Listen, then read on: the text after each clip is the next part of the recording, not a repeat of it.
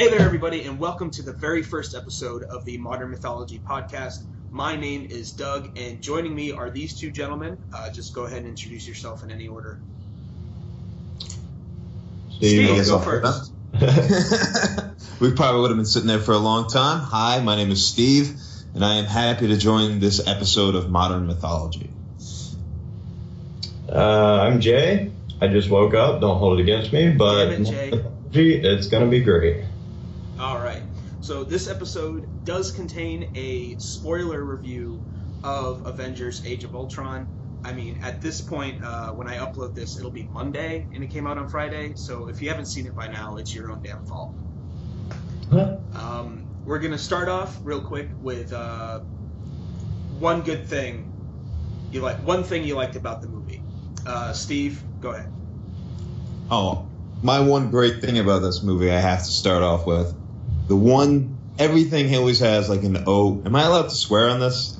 Yeah, that's fine. PG-13, right. Though, so everybody gets one F-bomb. All right, awesome. My favorite oh shit moment of this whole movie this whole movie could have been terrible, but this moment made it for me, was when the Vision picked up Thor's hammer and handed it to him. Just the look on everybody's face and the fact that the scene just froze right on Vision and like everyone stopped moving. Like the characters and the audience had their moment to try and like figure out what the hell just happened. That one scene made the whole movie for me. And I loved the conversation they have about it at the end, Thor, Iron Man, and Captain America. But the elevator was worthy. Yeah, if you put it on an elevator, the rules are different for machines. It's not like us. Jay? Well, I didn't really have one favorite scene. I'll have to watch the movie again to really get the full effect. But, the first Avengers, I was kind of disappointed with Captain America. He was kind of useless in a way, but I really liked how they kind of put him in the spotlight of this movie, and they had Winter Soldier-like action scenes with him. Mm-hmm. And that was really impressive, and I like seeing Captain America in the spotlight more. What I didn't like, really, is that they kind of ignored the other characters. Like, Thor really didn't do much during the movie. Iron Man was the one causing problems. Hulk was kind of, like, insecure throughout the whole thing. But, yeah, I really like how they stepped up Cap in this. Okay, well, Jay just sort of went ahead and skipped to the next segment. That's fine. My thing that I liked, I guess it's both of your things. I loved the Vision. I loved how much they focused on Captain America. I'm sure a lot of people maybe would have been worried about, well, how can Captain America fight Iron Man, in Civil War? The same way people might say, oh, how can Batman even fight Superman? But that scene with Captain America fighting Ultron on the truck, albeit kind of getting his ass kicked, but holding his own in his, Captain America way. And, when Ultron's just beating him up and he just jumps right back up on the truck, he's like, come on, and then immediately just gets punched in the face again. It's just that kind of gave me hope, like, okay, he can have a cool fight scene with Iron Man. It'll work. He can definitely take a beating, all right. Yeah. Vision, this whole movie was just so fun.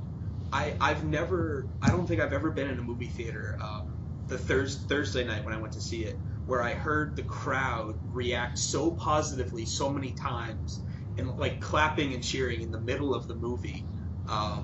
Like when Vision picks up Thor's hammer, the whole theater just went nuts. It was just so good. I don't know about better than the first one. I don't know about better than Winter Soldier. I don't really care about that right now, to be honest. It was such a good movie. It's so much fun. And that's the important thing. That's what a superhero movie should be. It should be fun. All right. One thing you didn't like, Jay. Oh, Jay. Oh, you already went. Good talk. Yep. Steve. All right. I'm a big fan of when things like follow continuity and all that, which is one of the greatest things about the Marvel Cinematic Universe. It's been really good with that. What really bothered me is the ending of Iron Man 3 had Tony Stark destroying all of his suits. Like, the suit isn't Iron Man. He is Iron Man. All that. They really emphasize that. This movie comes out. It's the very next time you see Tony Stark. And they didn't touch on it at all. Like, not even once. Where did he get all these suits again? They didn't even explain any of that. I feel like that was the giant plot hole that they just figured only the super geeks will care about this. Let's just make the movie anyway and just go through with it. Well, that really bothered me. But that's probably because I'm a sweaty nerd. Yeah, it bothered me a little bit too, but now that I think about it, isn't that a very comic book thing to do? A little bit, but even in the comic books, like they'll have like that first page where it says previously on the Avengers. But this is just Tony Stark. Hey, you're already back. The first time you see him, he's in the suit. It's just, I don't know. It's something that just bothered. It irked me a little. I think that we were all Thor's expecting. Vision. That and Thor's Vision Quest. I feel like that may have been a little unnecessary.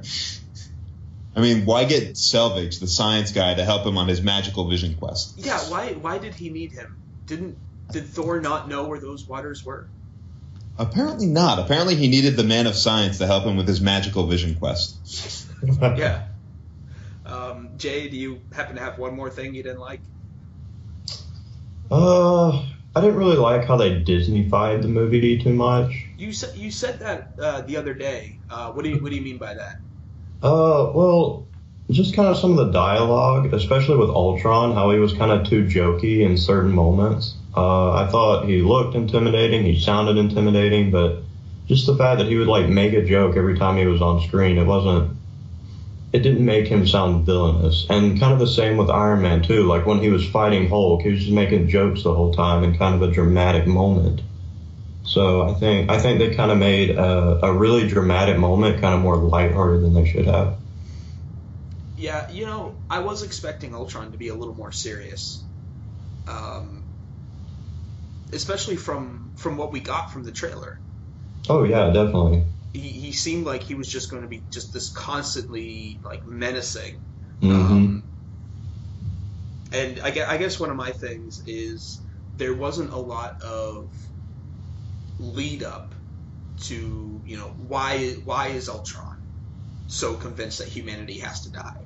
Right. Like he didn't have the whole generic Skynet Eagle Eye thing where in order to save the planet, humanity has to either be enslaved or eliminated. Yeah. Like I know we've seen that 100 times, but it's a good what's the term for that? MacGuffin? Sure. Steve, do you know what I'm talking about? SAT, nice SAT word right there. Thank you. Yeah, MacGuffin, a plot device. I was expecting like Ultron to already be running around helping the Avengers a little bit, and then all of a sudden, glitch in programming. But I like the way that they tied it into it's all the stones. Like Ultron's AI was contained within the stone, if I am interpreting that correctly. Oh, so you're talking about like inside the Tesseract they found Ultron's AI? No, it was inside the Scepter one. That was the I believe they went on record to say that was the Mind Stone. Yeah, Loki Scepter, sorry. Thinking about the Tesseract. Yeah, I thought that was really cool. On that AI in there. Which makes sense because it's the Mind Stone, so it can create a sentient thing. Yeah. And so now the Mind Stone is the source of Vision's power? Apparently. Maybe the Mind Stone is what gives him his own sentience, like his own, like, because he's very much his own person. He's not just a robot. And I think they're going to touch on that a little bit when, mark my words, when he gets with Scarlet Witch, which they, I believe, alluded to in this movie, when he gets with Scarlet Witch, he's not going to be just a robot. Yeah. Gonna have some android penis flopping around. And apparently the Mind Stone can shoot lasers. I'm okay with that. Yeah, I'm okay with it too. I don't remember them ever using it for that. In the comics. Well, I've seen like that forehead stone like shoot lasers in the comics before, but back in the comics it wasn't an Infinity Stone that was there. It was just like a gem. Yeah, it was Vision was cool though. I'll be honest with the whole Ultron humor thing. I was a lot more accepting of it. Well, the only problem I had was I feel like he reached that robot form way too quickly and off scene. Like, he was like that lumbering robot, and he had the other robots show up. Then, like 5 minutes later, he's like fully realized Ultron. Like, even in the trailers, they showed like his body dripping with metal, and I thought there was gonna be like this whole he upgrades himself like over and over throughout the film. In this, it was just, I started here, I'm here. That's it, done. Started from here, now I'm here. Drake It was a little rushed for me. The humor I actually kind of liked. I mean, when I watch an MCU movie, I kind of expect it's going to be littered with jokes and humor throughout the whole thing. When I feel like seeing something that's like depressing and going to tear my heart out, I'll be ready for my DC movies. That's true. Talk about a tease at the end there, though. Talking about both endings. I'm talking about the tag and the final line of the movie. You mean the post-credit scene? No, the tag. There is no post-credit scene, Jay. It's called a tag. Sure. That scene with Thanos putting on the gauntlet was probably the shortest tag they've had, but it might be my favorite. Oh, definitely. Yeah, and the reason it's my favorite is because I got the sense that I'm one of only 5 people in the audience that gets the significance of this. And that makes me feel like I'm better than the other people. So I really enjoyed that. Now, when you said better, were you doing quotations with your fingers? No, I was doing like a Randy Orton gesture with my arms. I went to that movie with a whole bunch of geeks, so I was in a whole row of people who all got it. I went by myself the first time. So I still respect that. Funny story, I went with my friends, and after they saw that scene, they were like, shit, it's Darkseid. And I was like, no, that's Thanos. How many times after the first Avengers did you want to choke somebody because they said, that was cool how they had Hellboy at the end? Let me tell you something. When Avengers came out, I was unable to see the midnight showing. In fact, I missed it for a couple of days. I'm a little ashamed of that, but still, not the point. My brother comes home after seeing it with my dad. He says, hey, Steve, I need to ask you a question. I know they just came back from Avengers, so I yell up the stairs to my brother, you better not ruin anything for me. He says, no, I swear, I'm not going to ruin anything. I'm like, all right, what is it, Joe? He yells down from the top of the steps, who's Thanos? And I just cursed him out. I'm sitting in my room, and now I know the after credits scene of the Avengers. And I just reeked him out. Oh, so pissed off. Oh, that would have aggravated me. I read an article or something before Avengers came out that was speculating that the actual villain in Avengers would be Thanos, and the invading army would be Skrulls. And as opposed to what we were getting in the trailers, which was all Loki. But it was still a surprise to me at the end to see Thanos in the after credits scene. The tag. Where in Ultron, where was that bald chick? Do you know what I'm talking about? Who? The one that that everyone looked at in the trailer. There's this female character with she was all pale and she had no hair on her head, and everyone's like, oh, that she has something to do with Black Panther. By the way, I'm really glad of how the Wakanda time we got in this movie that I was promised. I was happy with that too. I think the original cut of this movie was about 3.5 hours long. I was being sarcastic. Yeah, they kind of really cut out a lot of stuff. I actually didn't mind the Wakanda stuff too much. I wished a lot more, but oh, that's what I mean. I like that they touched it. We got the word Wakanda. That was enough for me. That wasn't enough for me. I was hoping I would see what's his name in there at least, or a flyover, or wasn't there in the trailer? There was a little shot of Iron Man standing in front of whatever that African mountain is, Mount Kilimanjaro. That wasn't in there. That was at the beginning of the movie, wasn't it? An hour. What?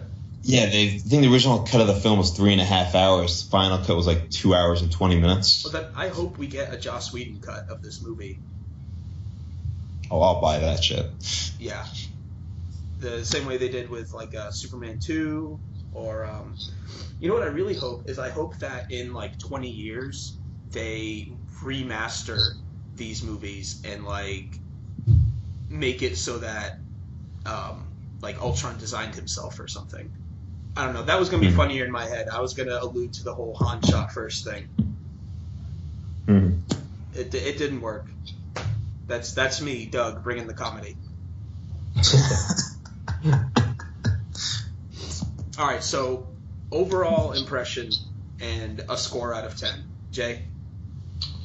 Like I said, I'm going to have to see the movie again. To be honest, I wasn't too impressed with it. I was kind of unfazed by Vision. No pun. Go ahead and mute Jay. Sure. Yeah, final score, I'll give it a 7 for now. When I see it again, it'll probably go up. But I just wasn't, I thought it would be more dramatic than it was. And like I said, Ultron, he didn't really seem villainous to me. I mean, he was holding his own against Cap. He was holding his own against Iron Man.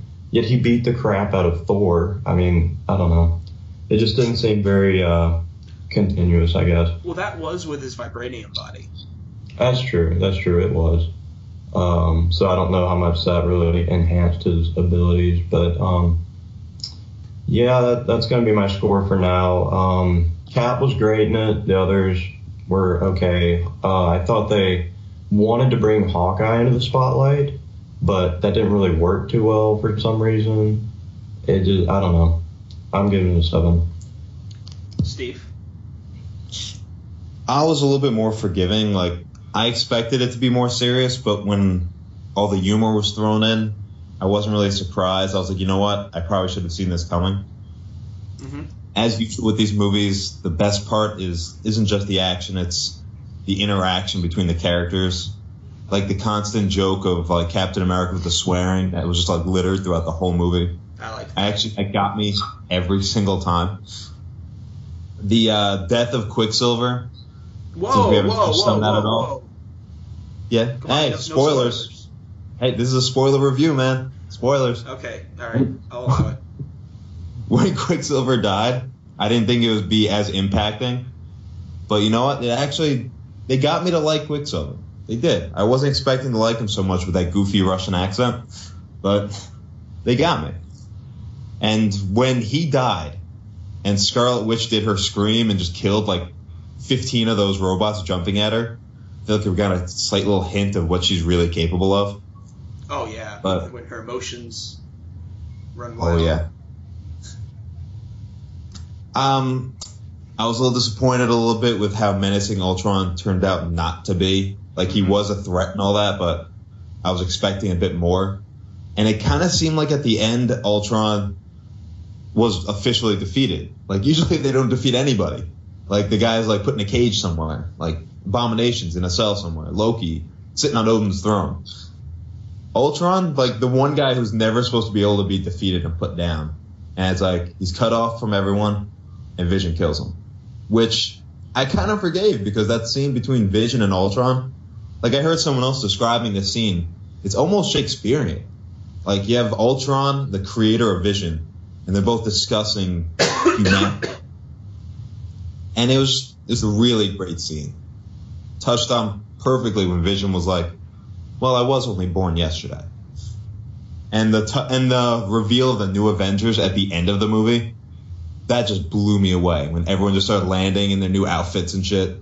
Had fucking Captain America, Black Widow, Falcon, War Machine, Scarlet Witch, and Vision all joining up as the new Avengers. I think it was a great setup for what Civil War might end up being. At the moment, I can't say I like it more than the first Avengers. I need to see it again and let it settle for a little bit.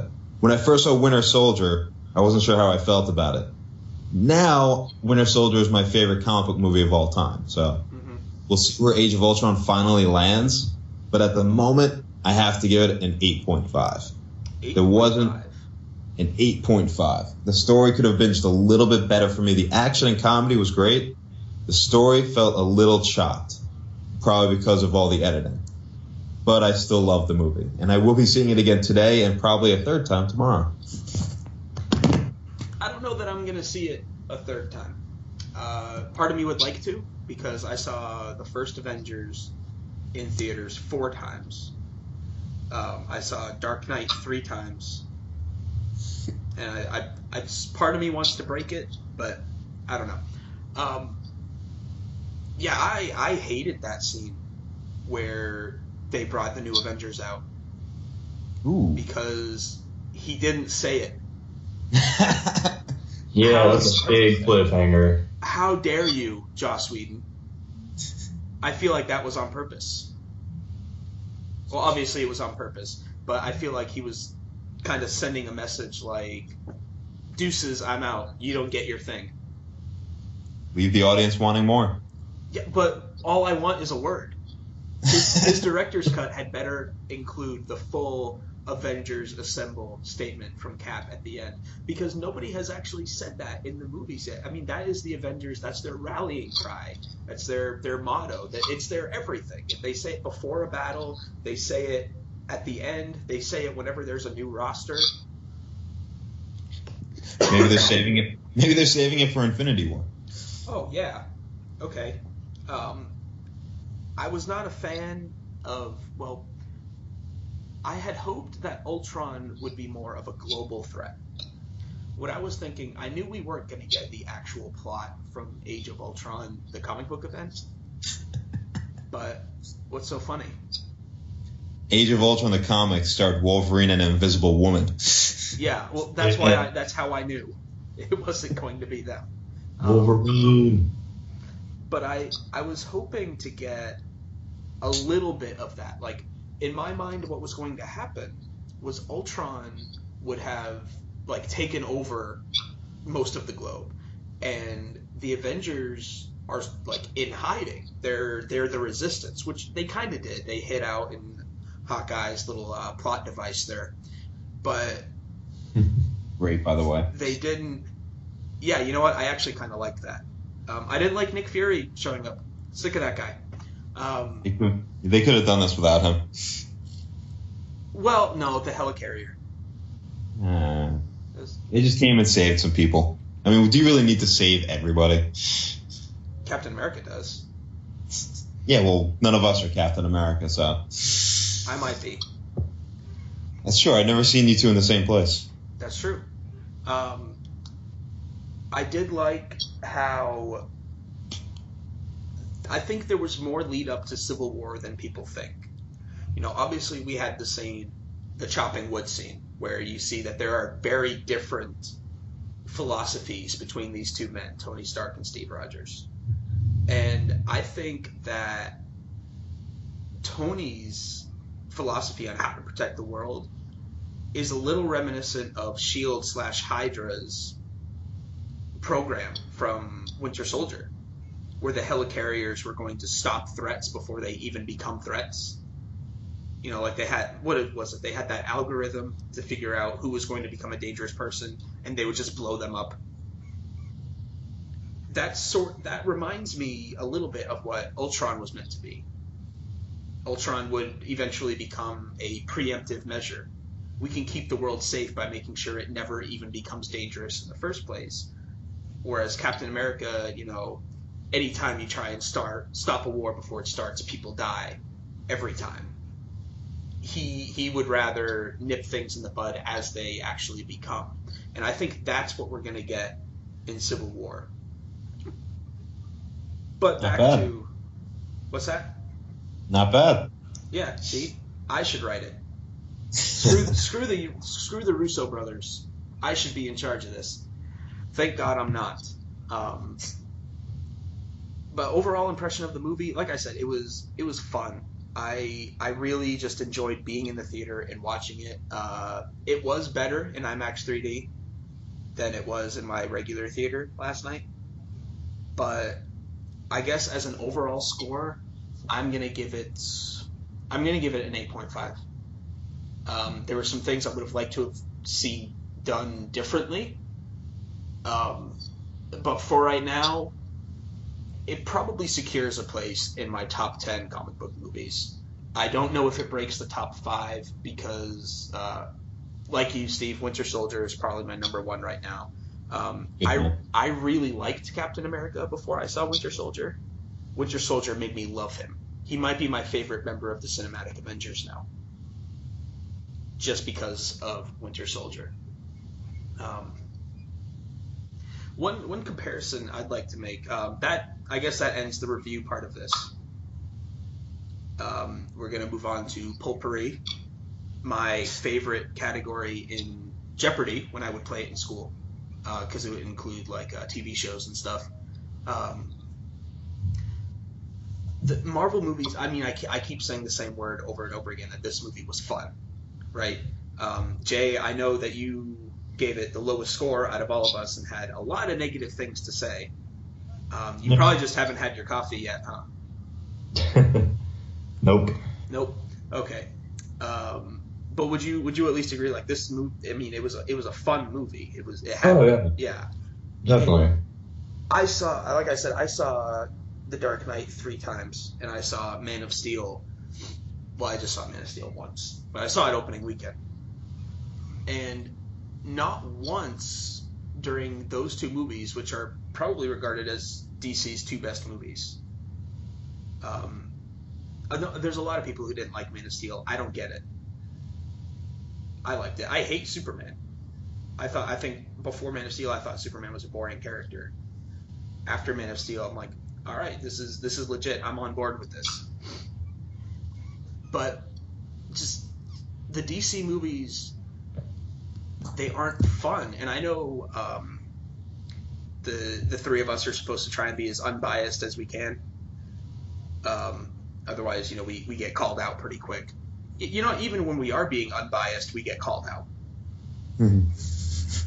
But it's just, I think the Marvel movies are better. I mean, I like the gritty and the realism, but I also like to be entertained. Superheroes are inherently a little bit goofy, a little bit campy.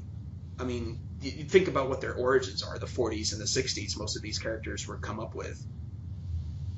So, the Joker used to go on for pages about boners.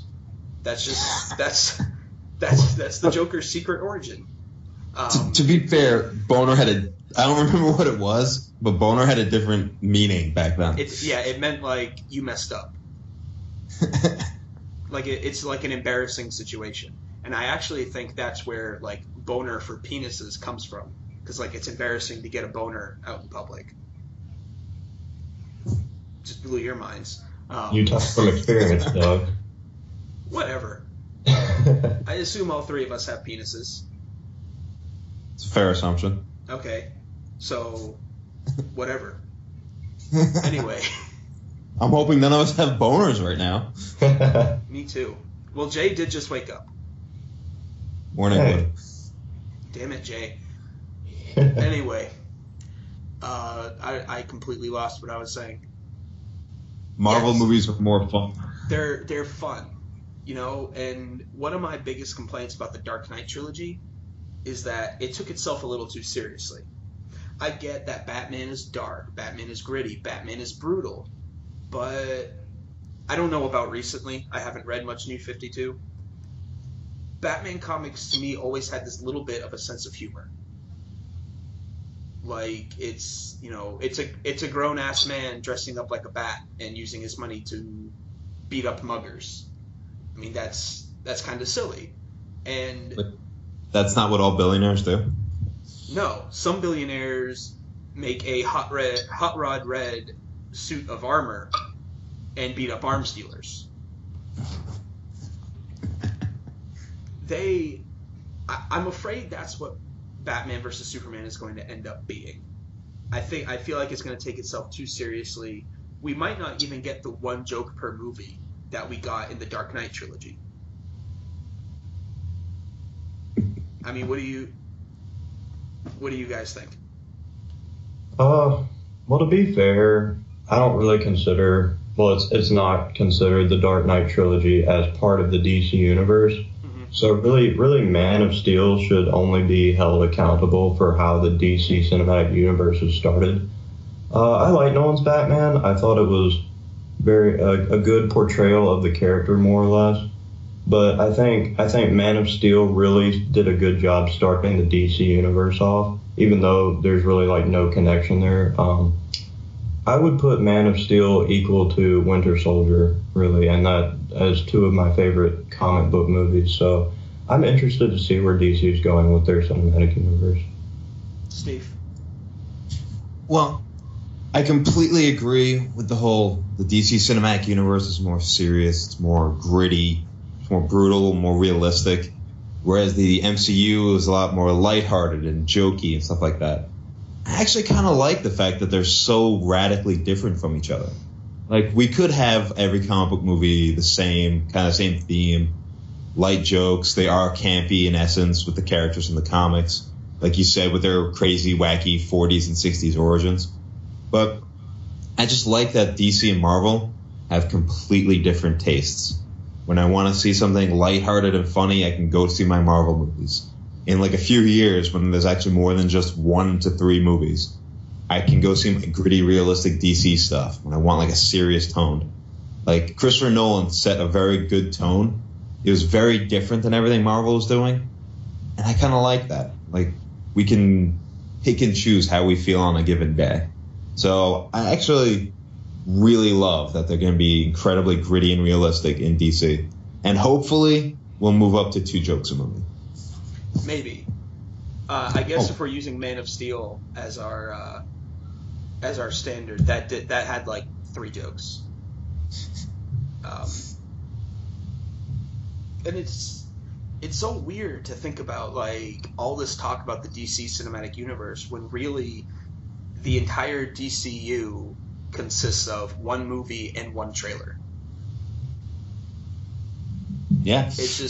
I don't really know where I'm going with that. It's just weird to think about, all these people who like to compare the DC movies to the Marvel movies. I'm like, well, if you're comparing the universes, it's 1 movie against, what are we at now, like 14? There was 6 in the first phase, 5 in the second, so I think we're up to 11. Okay, so like 14. I mean, you didn't have to correct me. I wasn't wrong. You're never wrong. You're just not right yet. I like that.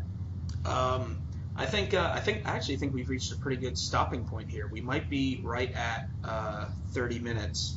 I can't tell from the Skype call. It tells me how long the whole call has been, not how long I've been recording. And I know we talked for a couple minutes first. Mine says 35. Yeah, mine says. Well, that's what mine says. Jay, what a coincidence. So I think we're gonna stop the first episode here. Thank you all so much for listening. Be sure to tune in next week. Jay, Steve, either of you have like a little sign off? Not yet. Okay, Steve. I promise to always be wearing pants when we do these episodes. Thank you. Jay, according to my little notes that I'm keeping, you have 1 F-bomb left. Would you like to use it? I'm good for now. Okay, I still have 1, so I don't know. It's going to feel weird just to say it out of context. Maybe we won't do this. Thank you all so much for watching, and be sure to tune in next week. I like that this is not on video. That means I can do this with no pants on.